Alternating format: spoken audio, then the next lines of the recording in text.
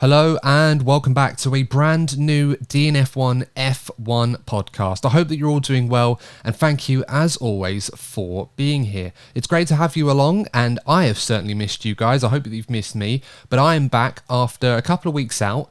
Enjoying a nice, well-deserved break, it must be said. But of course, we were in good hands in the meantime. Luke was doing a great job standing in for me. And I know that we had a few technical issues on some of the streams. And of course, the audio listeners as well wouldn't have been able to get the content that they would have needed on their favourite podcasting platforms. I can only apologise for that, but Luke certainly did a good job. He did his absolute best, and I certainly thank him a lot for his help. And of course, he will be back on the show in the future as a guest. But in the meantime, if you do want to check out more from him, he does have his own show, the 1892 Reds podcast, a Liverpool Football Club based podcast. So if that's your thing, if you like Liverpool or like football, definitely go check that out. We'll leave a link in the description. But as I said, I am back and we are back to preview the Brazilian Grand Prix. And of course, joining me on the panel tonight, we have Lee Wannington and Courtney Pine. Lads, we've got the band back together in full swing for the final few races of the F1 season. Courtney, I'm going to come to you after feeling so refreshed and happy to see you all. How are you doing, mate? I'm doing great. Just got one thing to say. Big congratulations to yourself and Helena on your engagement. I wish you both a long and happy life together. Sorry I don't want to embarrass you, but I just wanted to put it out there. No, thank you very much. I really appreciate that. And yeah, very memorable trip for us. And I'm sure plenty more to come, of course. But thank you very much. But of course, how are you doing, mate? All good?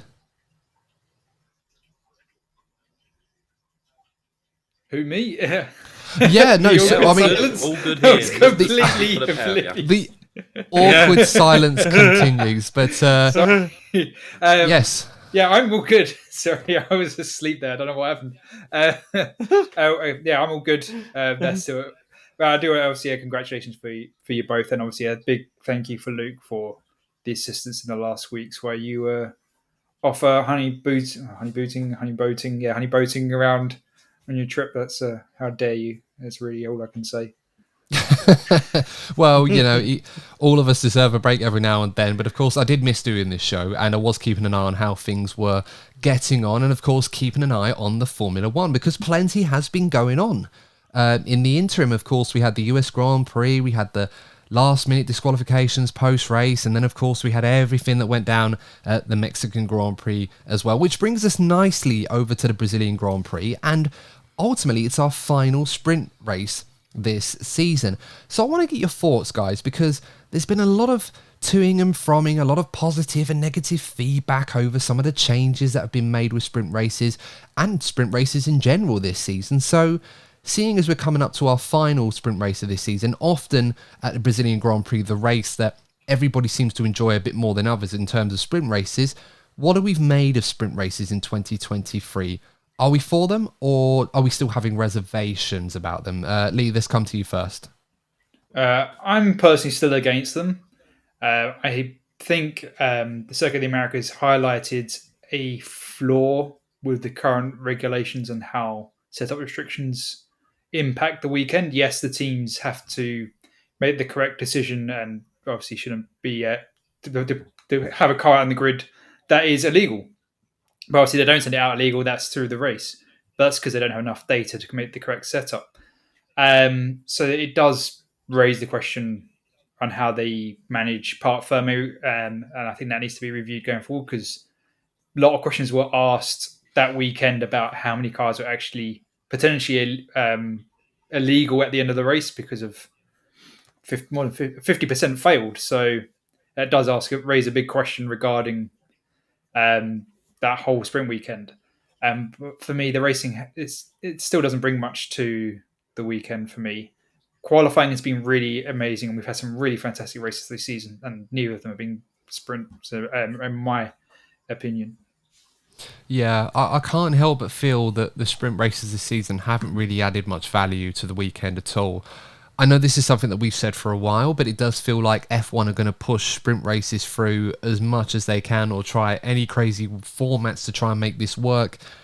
And I'll be honest with you guys, I'm of the opinion that this season, the sprint races, the format change that they've had with sprint qualifying, and also the fact that the sprint races themselves have no bearing on the grid for Sunday, in a bid to try and isolate them and make them a separate thing this weekend, I think it's kind of taken it a step back rather than improved it.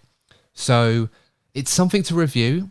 I can't exactly say I've remembered much of the sprint races this season. I think the only sprint race I can remember fondly was the Azerbaijan one, and that's just because Charles Leclerc was starting on pole position, and that's about it. And I know he never kept it either, so I can't really say much else than that. Courtney, your thoughts on sprint races? I know that you weren't a big fan of them in general, but what have you made of the 2023 sprint races?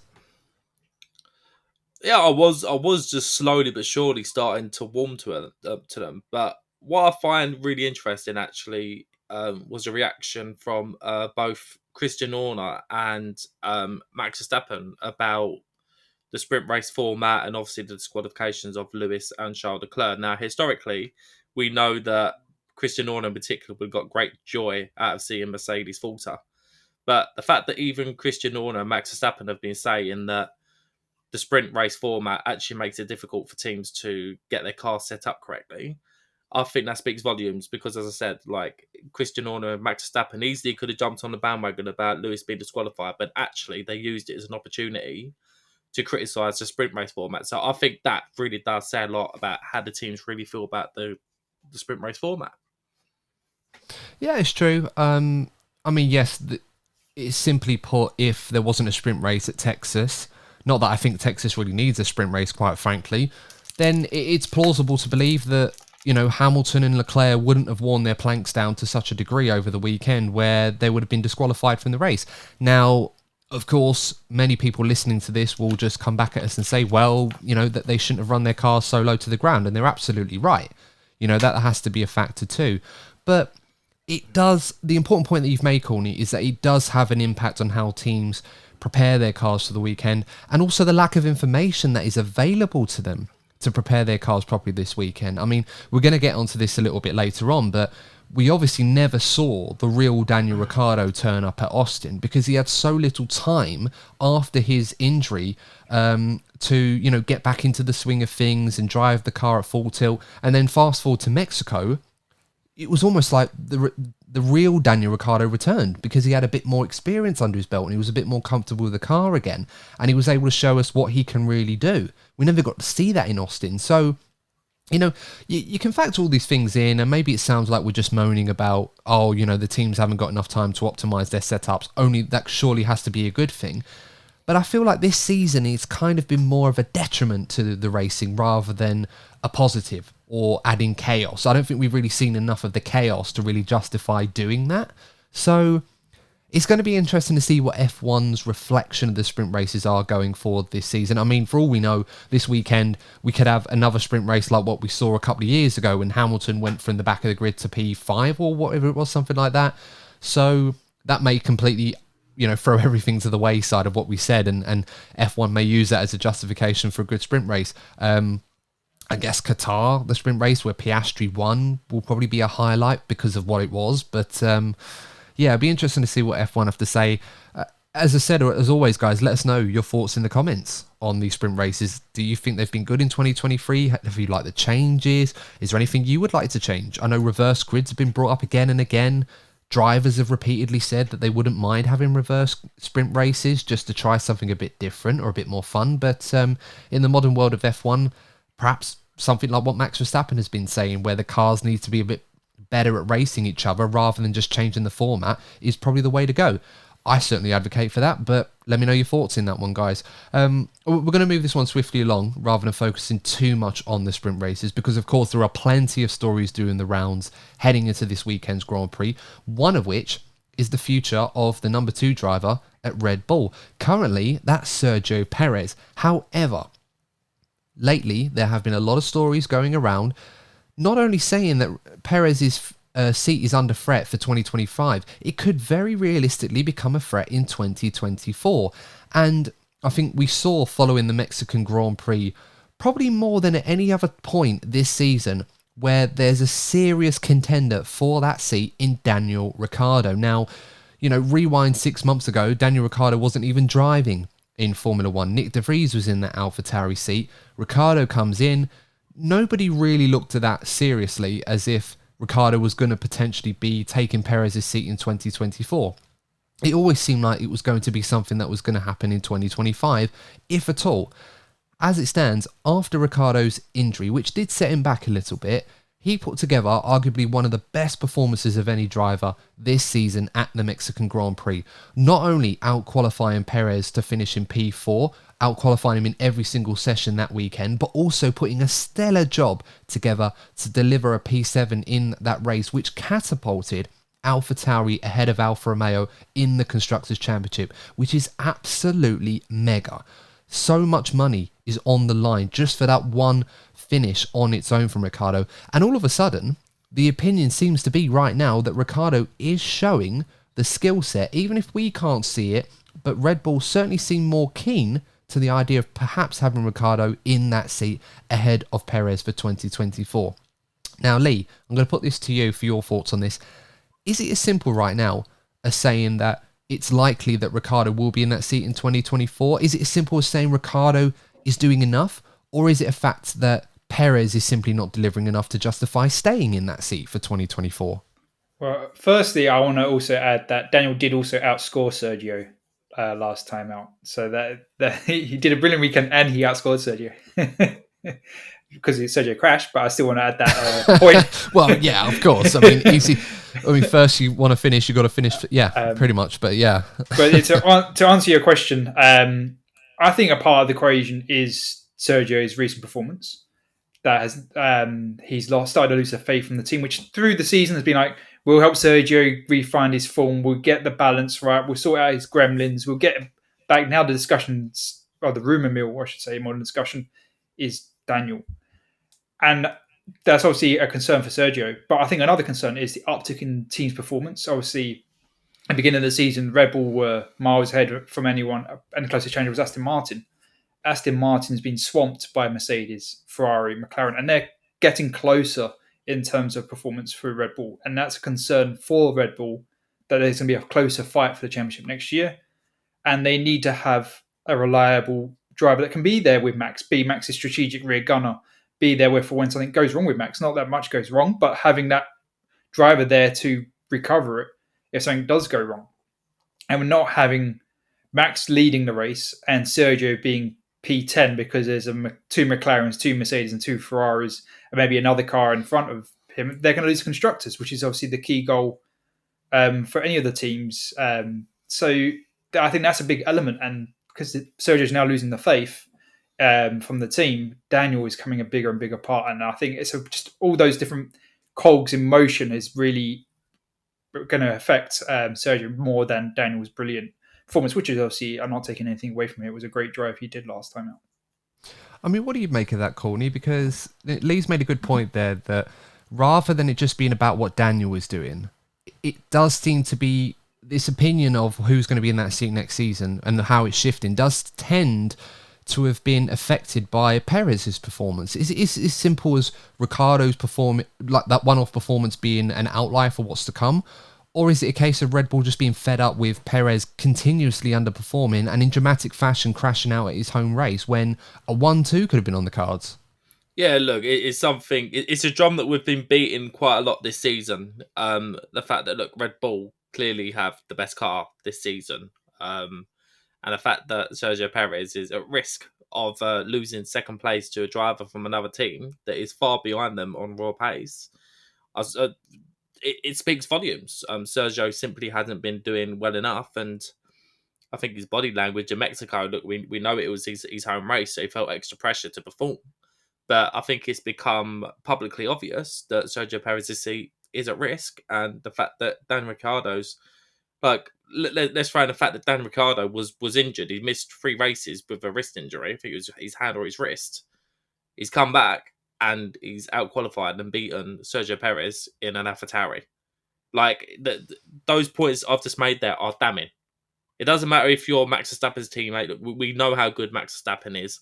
But the fact that you're finishing behind teams that are in weaker cars than you 9 times out of 10 is simply not good enough for a team like Red Bull. And exactly what Lee said, if most of our hopes come true and the likes of Ferrari, McLaren and Mercedes are closer next season, they'll find themselves losing even more points to said teams if Sergio Perez is in the team. Because if he's struggling in this Red Bull and it's as good as it is now, how is he going to perform when the gap to the other teams is smaller?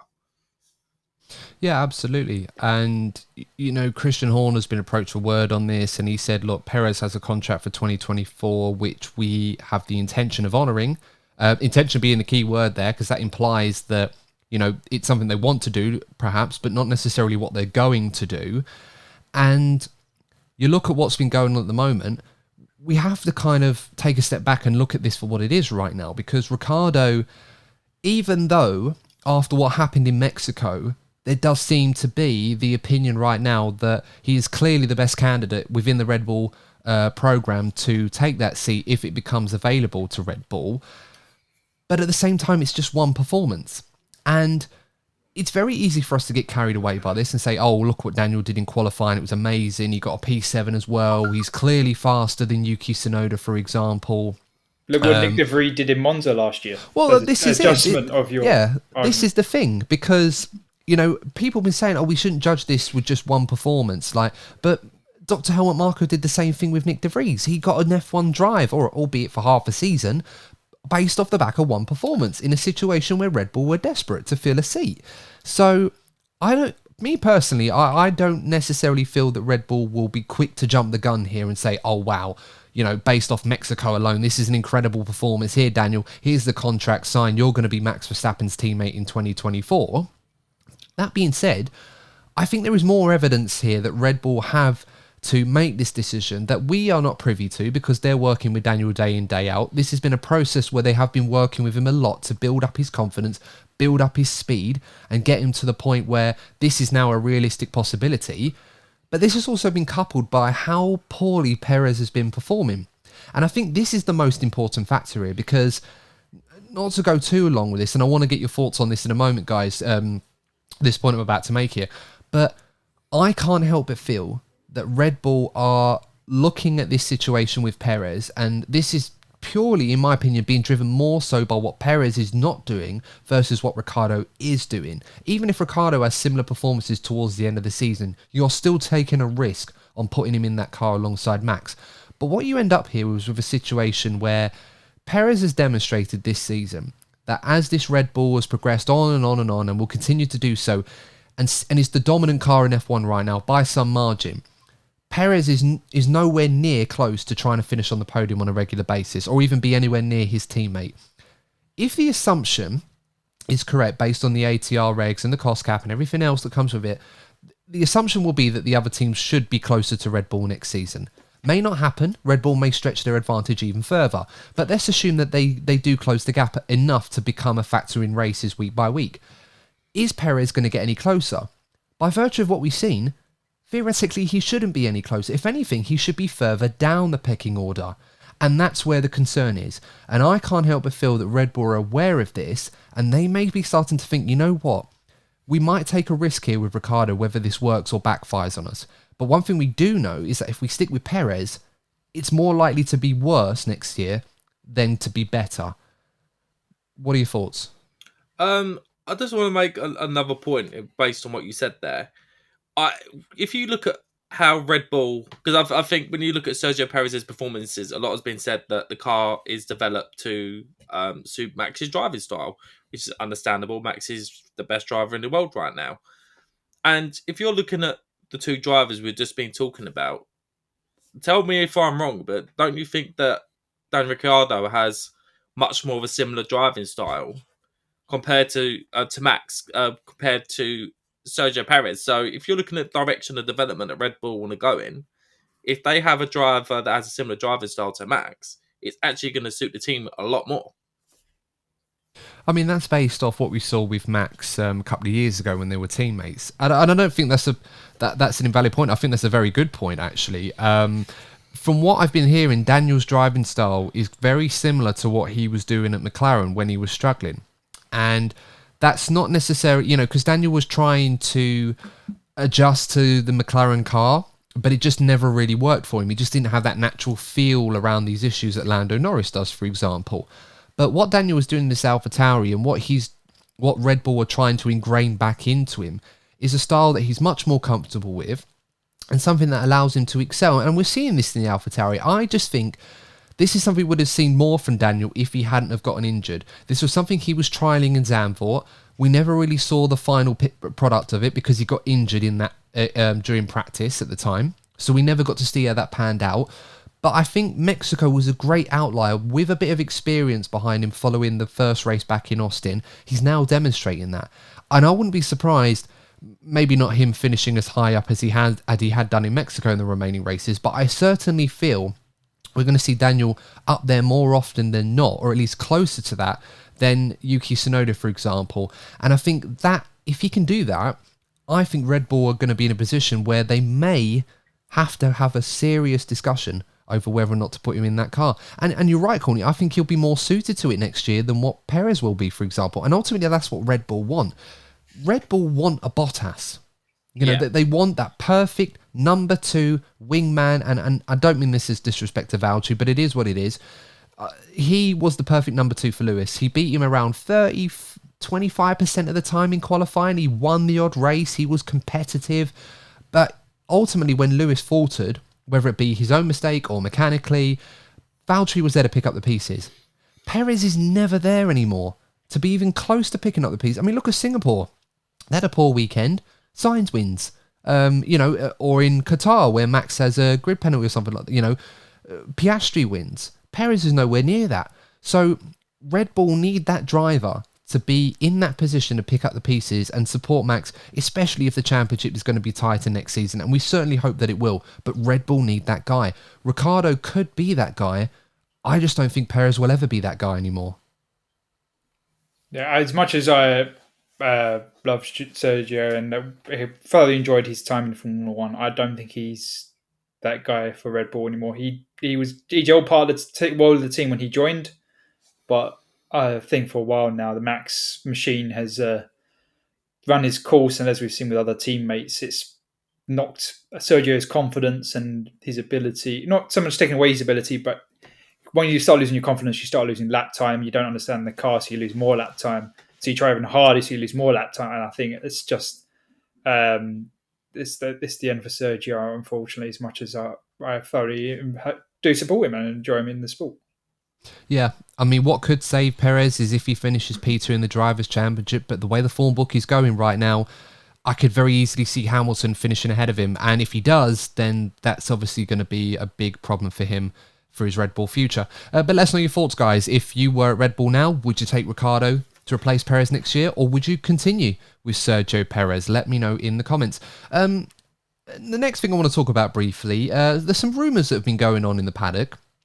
Now, a lot of people have been using this as an opportunity to try and get some clout on social media. I won't name names, but people have been teasing this idea that there's a big rumour going around. They won't disclose the details, but there seems to be a few in particular that it seems to be focusing on. And in particular, we've got Fernando Alonso and Aston Martin. Now, how did we get to this situation? Well, in the case of Fernando Alonso, the F1 journalist Albert Fabrega put out a tweet saying, "No me quiero creer el rumor que me han dicho ahora en el paddock. No."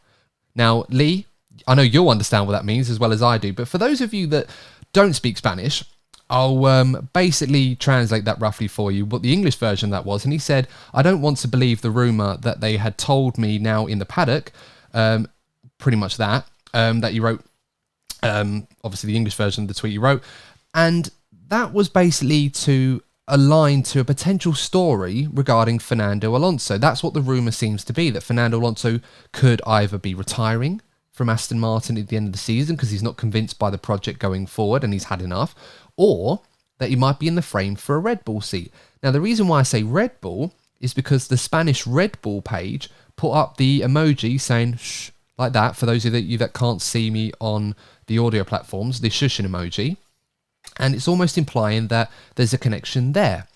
Now, from what I understand, and it's not really too much to be honest, I don't see a scenario where Red Bull is seriously entertaining the prospect of having Fernando Alonso in their car.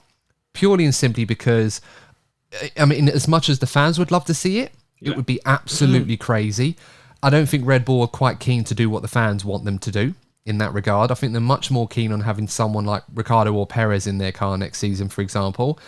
And on top of all of that, Honda certainly wouldn't want Fernando Alonso in a Red Bull next season, even though I don't know how much say Honda would have, given that it's now a Red Bull Ford, even though it's a Honda power unit, we all know that. But the other rumour, of course, was regarding Aston Martin, and that Lawrence Stroll, the owner, is potentially selling up some shares in Aston Martin Lagonda because he wants to move the project on, or he wants to sell it to other consortiums elsewhere. So a lot to unpack from all there, but I'll start with the Fernando Alonso rumours, guys. What do you guys make of them, if that is indeed the rumour that is being talked about in the paddock more than anything else? And yeah, let me know your thoughts. Would you like to see Fernando in the Red Bull alongside Max? I would love the rumour to be true. That I should say, clarify the rumour. I would love the rumour that he's going to Red Bull to be true, not that he's retiring. I'd rather him stay in the sport. I think Formula One is stronger with him being in the sport because he's still delivering his performance in the car, although the car isn't quite there as it was earlier in the season. I still think he's got that hunger to obviously win another championship. But going there, I mean, it would destabilise Red Bull massively, the Fernando effect, which would maybe be fun to watch from an outside, seeing Max Fernando implosion. But from a competitive nature, I mean, that'd be such great racing between the two of them. You know, that would be a season to remember if Max versus Fernando for a championship in the same car. I really would love to see that because unfortunately, I don't think that will happen. But it's all over the Spanish media, the rumours that Fernando's going to Red Bull. So I think it's more wishful thinking more than anything else. But I'd love to be proven wrong. No, plenty of wishful thinking, of course. I can't help but feel, you get the Lewis versus Fernando vibes from the 07 McLaren days, and what a crazy season that was indeed. And imagine the chaos that would ensue with Verstappen, an established three-time world champion, the top dog in Formula One, with Fernando Alonso doing every bit he can, scratching, fighting and clawing back to try and relive the glory days as we often wish that he could. But realistically, yeah, I'm with you, Lee. I don't understand where this has come from. I think it's just we haven't had much of a silly season, so we've got to throw something in the air that sounds absolutely ridiculous, and all you got to do is throw Fernando Alonso in the mix, and you've got chaos potentially there. As fun as that would be to see. Courtney, what are your thoughts? I'm sure you wouldn't mind seeing a bit of Fernando at the Red Bull. Oh, it'd be great, but I'm just going to put it out there. I think this story is a bit of agent talk. We see it happen a lot in football when a player is negotiating a new contract or is wanting terms that suit him. The agent will put out rumours to the media, linking in with moves to other teams. So I think this is exactly what's going on. I think the instability at Aston Martin is clear to see. We know that Fernando Alonso won't be happy with what's going on or the trajectory that the team's heading in. So I think in terms for him to get some reassurances that the team is going to be invested in properly, I think he's effectively threatening to leave via putting out rumours through the media. So yeah, that's my take on it.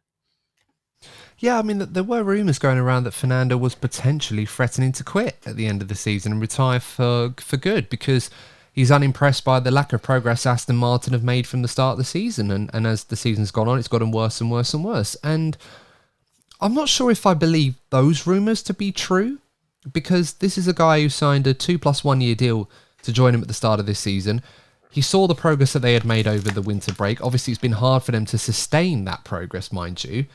But this is still a project that I think has legs to it, and I think it'd be naive of Fernando to just throw in the towel so easily. I just couldn't imagine him doing it in this manner. I think he'd at least give it the old college try, if you like.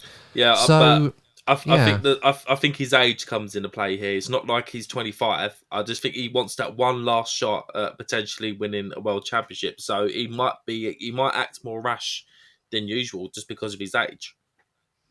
Yeah, but I could see him trying to get into that Red Bull seat. Whether it was realistic or not, I don't know. Maybe put the feelers out to see what was possible. But at the same time, if Fernando was to leave Aston Martin, where's he going to go? realistically speaking. There isn't really anywhere to go. So I'm not sure he would quit. I think Fernando would probably just see out the rest of his contract, and if things don't improve before 2026, then maybe he calls it a day then. But I'm not convinced either of those particular rumours are true. I am, however, more convinced that there is the potential truth in Lawrence Stroll potentially selling up his Aston Martin shares to another consortium and moving on. I think that could be realistic. And obviously what that would mean for his son Lance, who has had a dismal season after coming back from an injury at the start of the season, and unknowns to us that would be the peak of his season when he performed so well in Bahrain under the circumstances. But since then, it's been a nightmare for him. And if his father does sell shares in that team, I can't see why Aston Martin would keep him on either. Yeah, I do think that's more likely. Even if he doesn't sell his entire stake, I think he may be sharing a part of his stake, but that may make him longer the majority shareholder. Even if he sells a part of his stake, which may be an easy way out of effectively firing his son. I've got to sell some of my shares to invest in the team because we need the money. Sorry, Lawrence. I'm no longer the majority shareholder, so they want rid of you. Not my fault. Need it for the team. I think it may be an easy way to get rid of the underperforming driver, which happens to be his son in this instance. And also recouping some of the financial loss. It is a business investment in it as well. Yeah, I personally think that Lawrence Stroll was banking on the 2022 regulations to really push Aston Martin up to the front. And I think what we've seen happen since 2022 is actually the old guard are still ahead. So you're looking at what? Red Bull, Mercedes, Ferrari, and then people going, oh, but you're seeing McLaren come up. But McLaren are one of the most successful teams in Formula One history. And we know they've always had the resources. They just didn't have the right personnel to challenge for championships. And now we're seeing as I said, the old guard now battling each other for championships. I feel that Lawrence Stroll feels that it was a missed opportunity, and now he wants out. I could be wrong, but it just seems like that's the way that we're heading.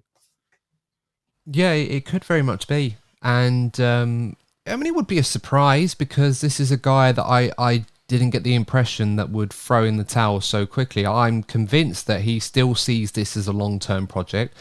And I'm also convinced that he still sees his 2026 being the most realistic early opportunity for Aston Martin to try and be successful here. So it surprised me that those rumours were going around, but maybe there's a bit more to it that we don't know of. Maybe he feels like, as Lee mentioned, this is the best opportunity to perhaps recoup some financial losses and money that he's invested in the team. Obviously, the value in the team is going to be significantly higher than it was when he took over.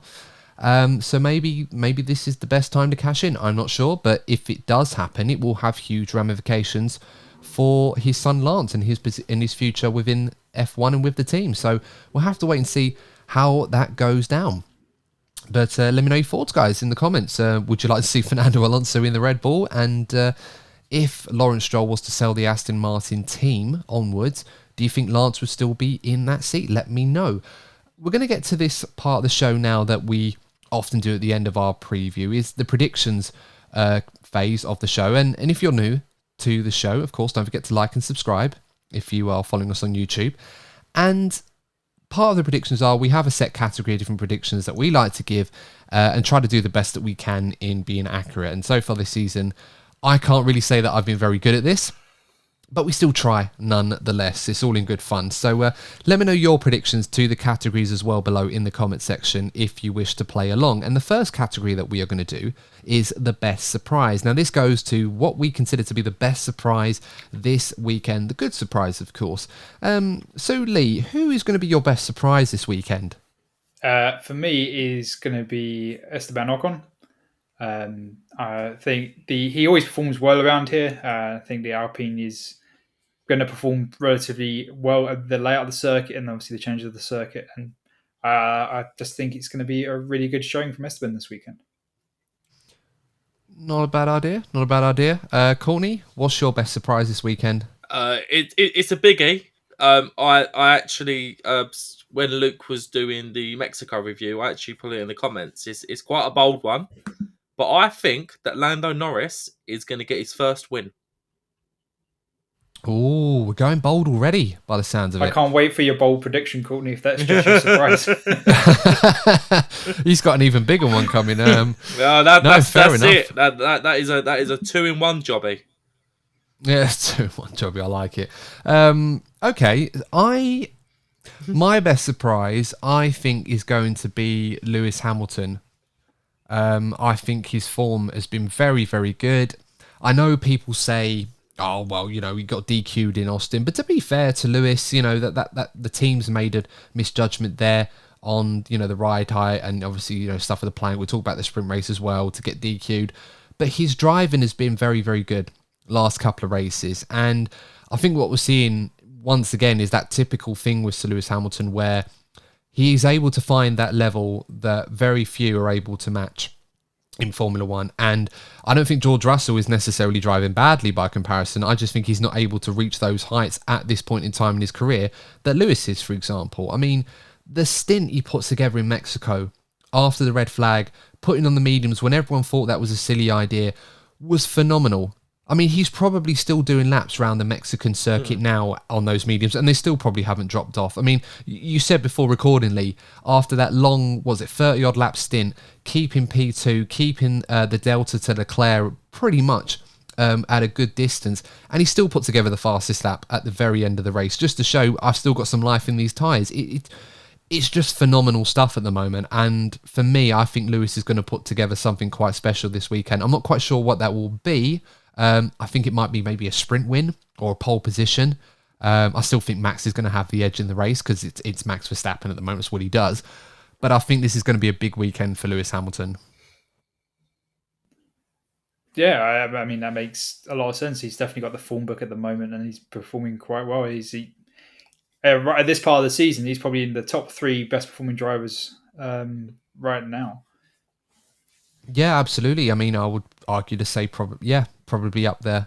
Definitely top 3 at the moment.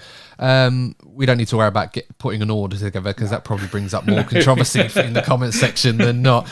But let's go to the flop of the weekend now, the next category. And this is usually reserved for the driver that we think is going to absolutely flop this weekend. So, Courtney, let's come to you first on this one. Who is going to be your flop this weekend? I'm wondering if the way we've been saying Max to win every race and we all say the same thing. I'm wondering if we're all going to say the same here. So I'm going to say Lance Stroll. Do you know what? For a minute there, I thought you were going to say Max Verstappen. I was like, what? It's like, how bold are we going, mate? Like, wow. But Lance Stroll. I can't really disagree, to be honest, with that one. I will probably go one further and probably say Kevin Magnussen is going to have a tough weekend, which is annoying because it's been a year since he got that pole position for Haas, didn't he? In those, was it a year ago they did that? Yeah. So maybe I'm playing with fire here, but I just feel that Haas are just going down and down and down, and I think they've dropped now to P10 in the constructors. Yeah. They have so.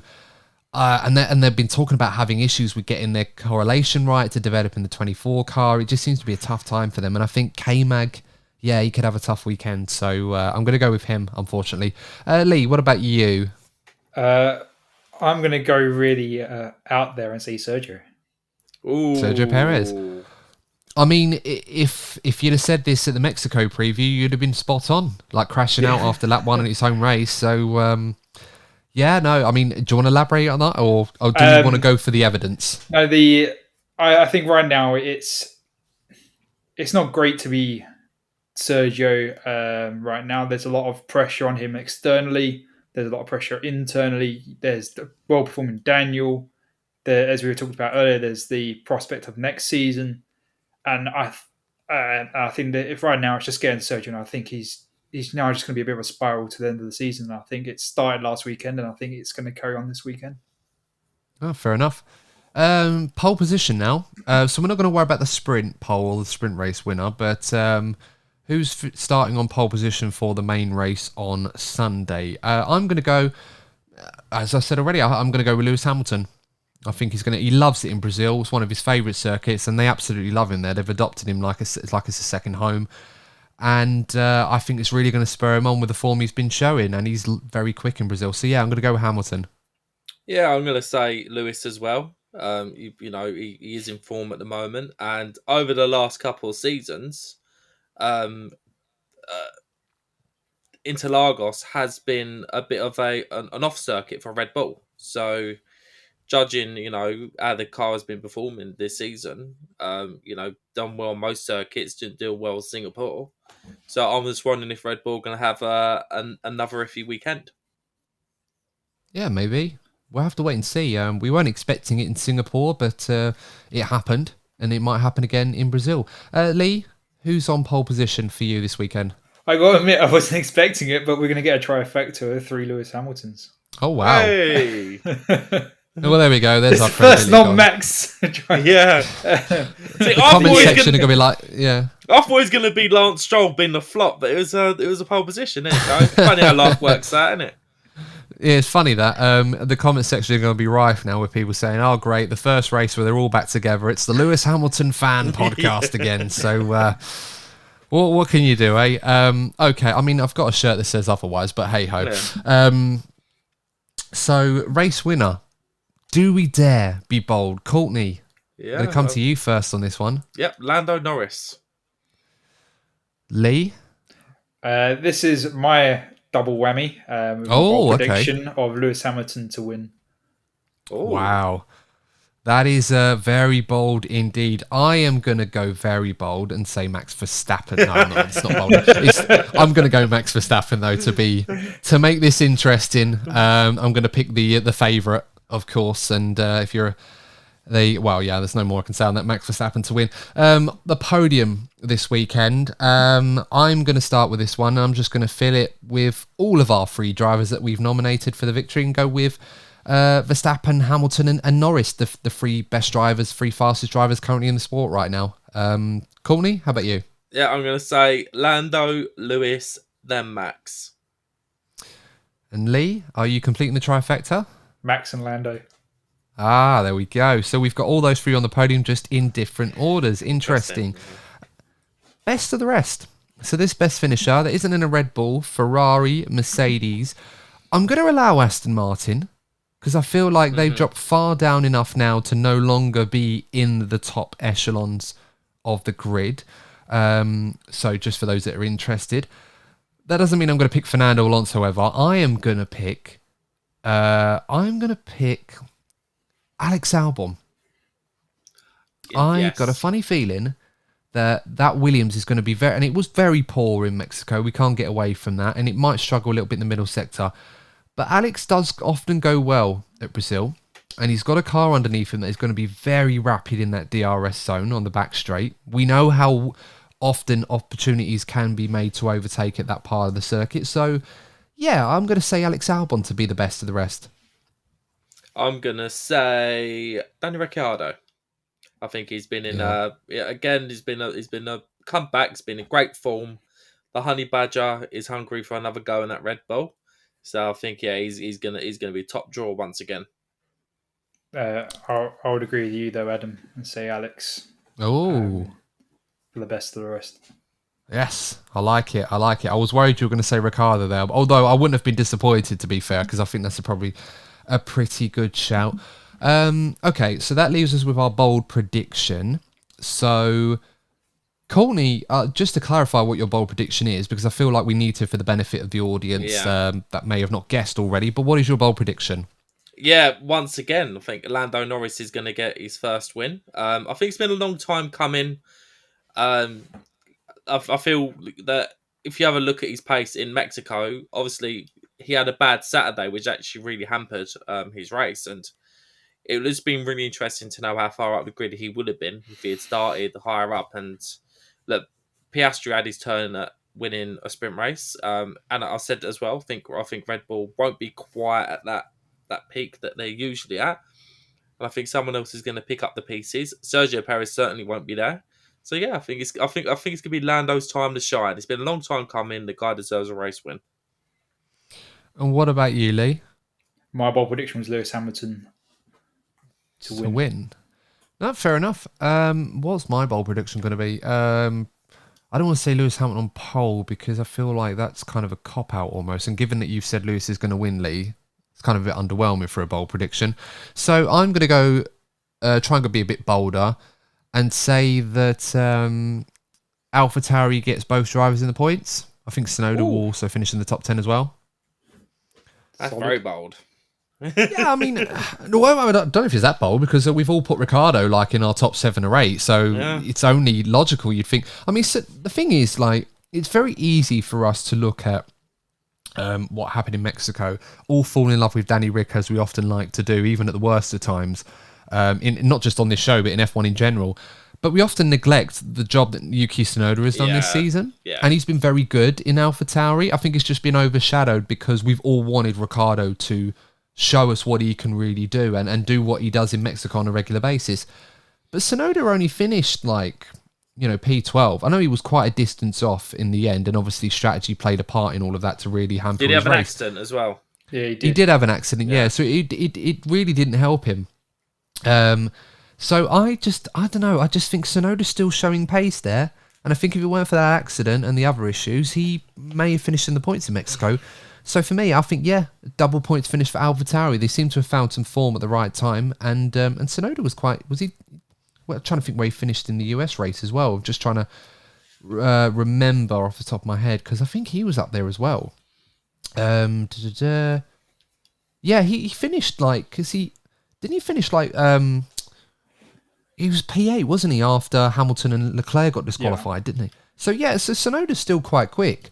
It's easy for us to forget. As I said already, he's played a big part in AlphaTauri being in P8 in the Constructors right now. So I don't see no reason why he can't finish in the points either, alongside with Danny Ric. So I'm going to go bold and say both AlphaTauris to score points. So there we go. I think that's all we've got time for in this one, guys. As I said, let me know in the comments what your predictions are for this weekend's race. And obviously your thoughts on some of the other topics that we discovered as well. As always, we ask you to like the video, subscribe to the channel if you are new. And if you listen to us on your favourite pod platform, again, apologies for the lack of content in the last few weeks. Some technical issues prevented us from getting stuff out, but normal service is resumed. So if you enjoy what we do, please leave us a 5-star review. It really helps us out a lot and gets a shout out to many wonderful F1 fans like yourself. But until then, guys, that's all we've got time for. So thanks for tuning in. Please stay safe as always, and we'll see you in the next episode of the DNF1 F1 podcast. All that's left to say is almost forgot my own catchphrase at the end. But remember, as always, if you're not first, you're probably DNF1. Take care. See you soon. Goodbye.